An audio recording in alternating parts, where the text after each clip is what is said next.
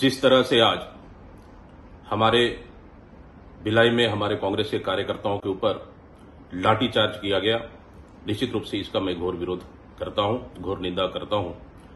शासन प्रशासन अपनी नाकामियों को छुपाने के लिए, अपराध को रोकने के बजाय व्यक्तिगत हमले कर रहे हैं।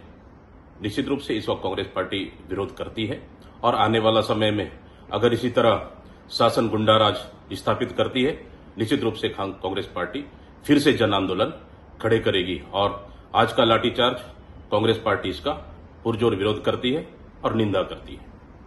कल कांग्रेसियों का लाठीचार्ज हुआ। सर कल कांग्रेसियों का लाठीचार्ज हुआ और कह रहे हैं कि सरकार डरी हुई है, इसलिए लाठीचार्ज और इस तरीके की कार्रवाई। नहीं, सरकार किस बात से डरेगी? डरने का कोई सवाल नहीं है। अब पुलिस तो अपना कार्रवाई करेगी ही। कहीं कोई नियम कानून को अपने हाथ में लेने का प्रयास करेगा तो पुलिस उसके लिए है ही है। सर